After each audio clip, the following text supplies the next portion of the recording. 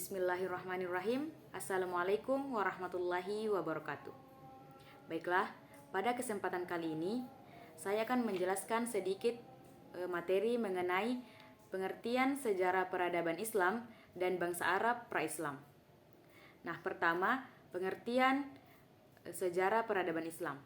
Secara etimologi, kata sejarah berasal dari bahasa Arab yaitu syajarah yang artinya pohon, keturunan, asal-usul, dan juga diidentikan dengan silsilah, riwayat, dan lain-lain. Sejarah adalah gambaran tentang peristiwa-peristiwa masa lampau yang dialami oleh manusia. Kemudian, peradaban adalah segala hasil kegiatan yang dilakukan oleh manusia yang dipandang memiliki nilai tinggi dalam kehidupan manusia. Sehingga jika disimpulkan, sejarah peradaban Islam adalah ilmu yang mempelajari asal-usul atau kejadian peristiwa di masa lalu tentang kemajuan kebudayaan Islam secara lahir dan batin. Dengan demikian, peristiwa-peristiwa yang dialami umat Islam sejak lahirnya agama Islam sampai sekarang merupakan kajian sejarah peradaban Islam. Nah, adapun sejarah peradaban Islam terbagi menjadi 3 periode, yaitu periode klasik, periode pertengahan, dan periode modern. Kemudian materi kedua, bangsa Arab pra-Islam.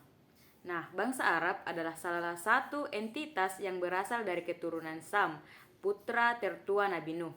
Entitas lainnya adalah Romawi dan Persia. Mereka berdomisili di sekitar wilayah barat daya benua Asia atau Al-Janub Al-Gharbi min Asia, atau yang biasa dikenal dengan Semenanjung Arabia yang sebagian besar terdiri dari gurun pasir dan stepa atau padang rumput luas di gurun pasir. Kemudian, mayoritas sejarawan dan peneliti sejarah mencatat ada 2 komunitas bangsa Arab yang pernah tinggal di wilayah Semenanjung Arabia ini, yaitu yang pertama, bangsa Ba'idah, yaitu bangsa Arab yang telah musnah dan lenyap jejaknya. Jejak mereka tidak dapat diketahui kecuali hanya terdapat dalam catatan kitab-kitab Samawi.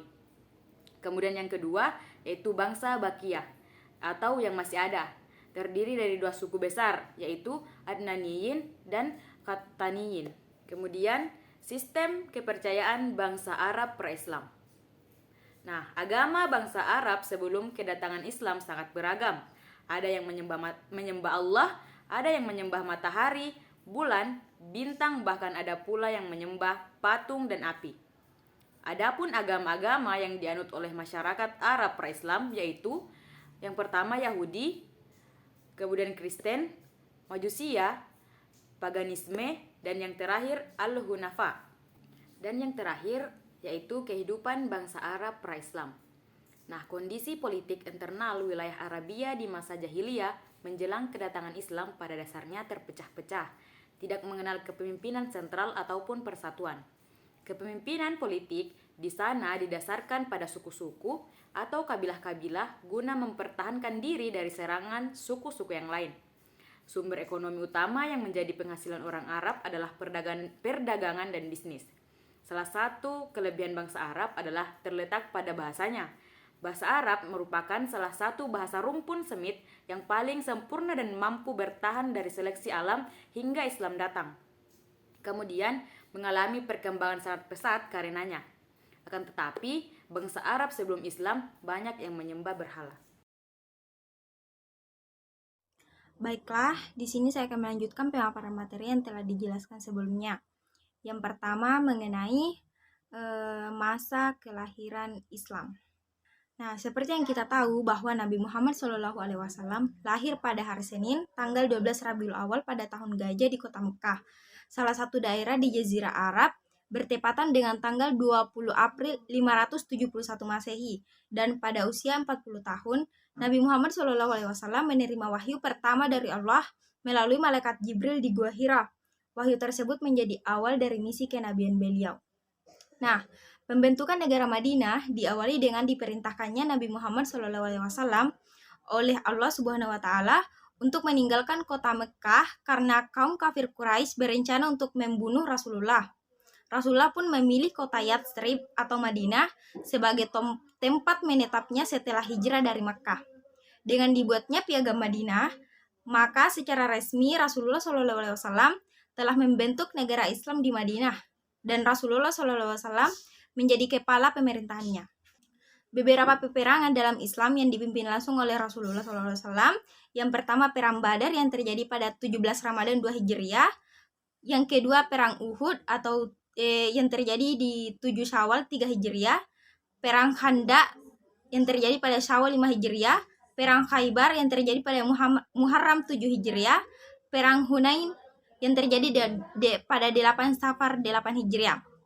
Surat-surat dakwah Nabi Muhammad SAW jika ditinjau dari segi isi dapat dikelompokkan menjadi 3 jenis. Yang pertama, surat-surat yang berisi seruan untuk masuk Islam, dan yang kedua, surat-surat yang berisi aturan-aturan dalam Islam, dan yang terakhir itu surat-surat yang berisi beberapa hal yang wajib dikerjakan oleh orang-orang non-muslim terhadap perintah Islam. Ada banyak komentar para orientalis terhadap sosok Nabi Muhammad SAW. Meskipun mereka non-muslim, tapi mereka menyaksikan bahwa Nabi Muhammad SAW adalah orang yang paling hebat dan tidak ada tandingannya sepanjang masa. Bahasan kedua mengenai masa Khulafaur Rasyidin. Nah, Khulafaur Rasyidin merupakan para pemimpin yang dipilih langsung oleh para sahabat yang dipercaya sebagai penerus kepemimpinan setelah Nabi Muhammad SAW wafat. Khalifah Khulafaur Rasyidin terdiri dari 4 khalifah. Yang pertama Abu Bakar As-Siddiq. Abu Bakar adalah sahabat terdekat dan juga mertua Nabi Muhammad SAW. Ia menjadi khalifah pertama setelah wafatnya Nabi Muhammad SAW pada tahun 632 Masehi. Abu Bakar dikenal karena kebijaksanaan dan ketangguhannya dalam memimpin umat Islam.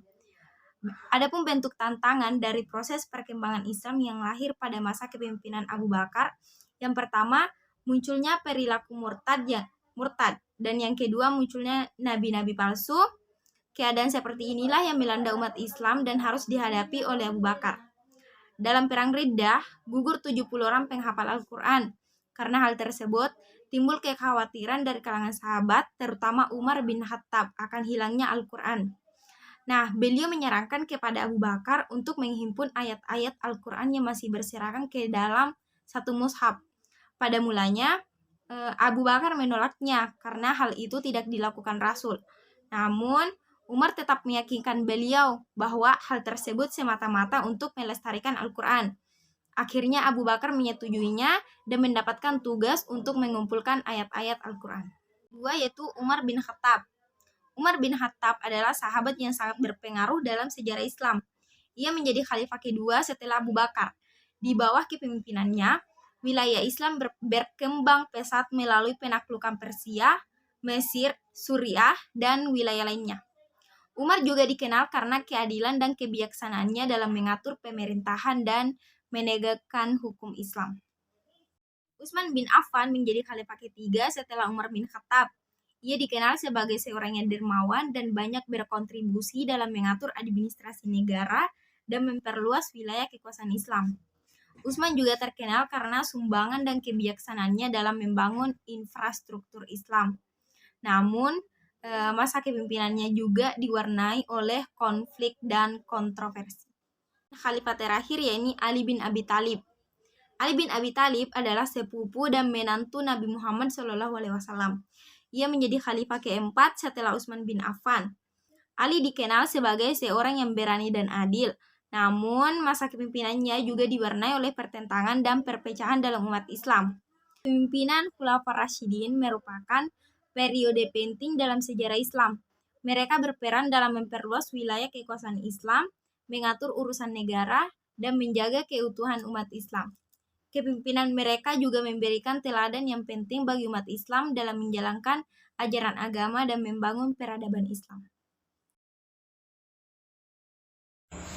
Baik, di sini saya akan menjelaskan mengenai sejarah berdirinya dinasti Umayyah.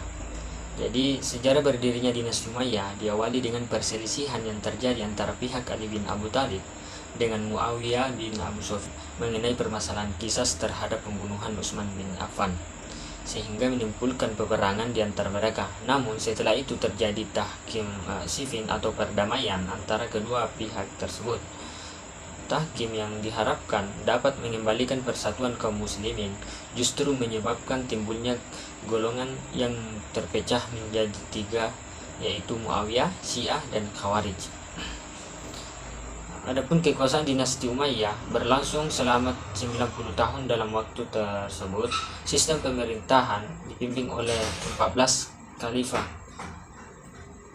yaitu yang pertama ada Muawiyah bin Abu Sufyan, yang kedua Yazid bin Muawiyah, yang ketiga Muawiyah bin Yazid, yang keempat ada Marwan bin Hakam, yang kelima ada Abdul Malik bin Marwan, yang keenam yaitu Al-Walid bin Abdul Malik, yang ketujuh ada Sulaiman bin Abdul Malik, yang kedelapan ada Umar bin Abdul Aziz, kesembilan ada Yazid bin Abdul Malik, kesepuluh ada Hashim bin Abdul Malik, yang ke-11 ada Al-Walid bin Yazid, yang ke-12 ada Yazid bin Walid bin Malik, dan ke-13 ada Ibrahim bin Walid, dan yang terakhir itu ada Marwan bin Muhammad. Adapun sistem pemerintahan dinasti Umayyah, jadi proses berdirinya kekhalifahan Bani Umayyah ini berasal dari penyerahan kekuasaan dari Hasan bin Ali kepada Muawiyah bin Abu Sufyan atau Muawiyah I. Berdirinya kekhalifahan Bani Umayyah ini pada tahun 661 Masehi menandai berakhirnya Khulafaur Rasyidin atau Muawiyah I yang telah berkuasa selama sekitar 20 tahun sebagai gubernur Suriah. Tidak memerintah dari Madinah seperti Khulafaur Rasyidin, ia menetapkan Damaskus, Suriah sebagai pusat pemerintahan kekhalifahannya. Di sini saya melanjutkan yaitu sejarah berdirinya dinasti Abbasiyah.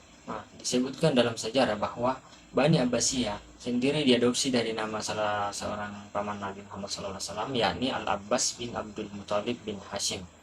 Dari sini kemudian memunculkan pendapat oleh Bani Abbasiyah bahwa yang paling pantas atau yang paling berhak untuk melanjutkan astafek kekhalifahan Islam adalah mereka, karena mereka merupakan cabang dari Bani Hashim yang secara nasab lebih dekat dengan baginda Muhammad SAW.